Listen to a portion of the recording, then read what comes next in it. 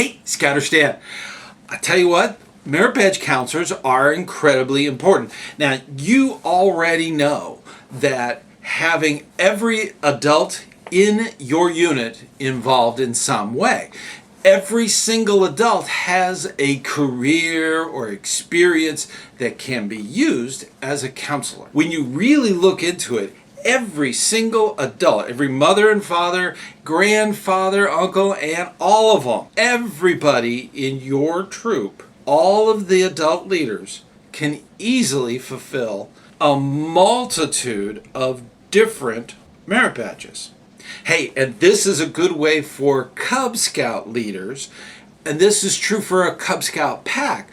All of the adult leaders are probably qualified to be merit badge counselors. Very easy to do, and it's a very simple process. This will also help leaders from the pack cross over to a troop more easily.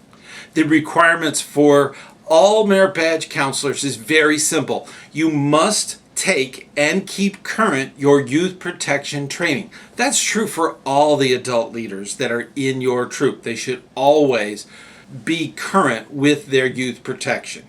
There is live and online training for merit badge counselors. You only have to do that once. Now, you do need to have some expertise or experience or even an education for some of the merit badges.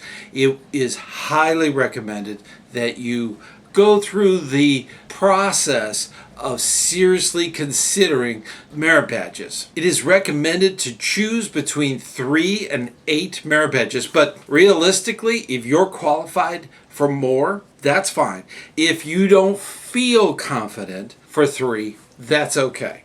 Being a merit badge counselor is very rewarding. Being there to facilitate young people's needs on getting some of the merit badges is incredibly important. But with that, you must be accurate to the requirements.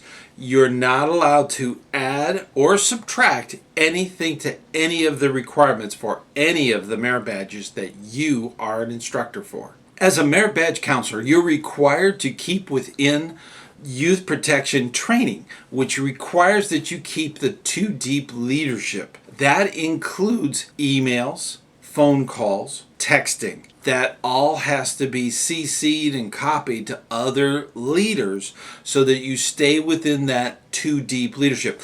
Also recommend to your scouts that they use the buddy system.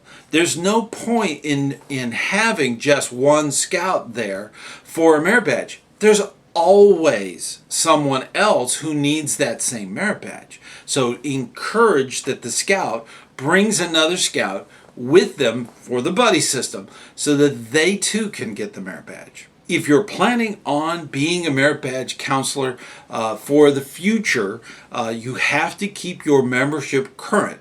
It does not have to be your primary membership, but there has to be a primary membership somewhere, whether it's with the unit or the district or council, somewhere. The merit badge counselor is an additional to that, and it will ride along as long as you have a membership. If for any reason you leave a unit, you leave the district, you will need to renew with the council your membership so that it stays current. You must be a member in order to be a merit badge counselor. Very important to keep in mind.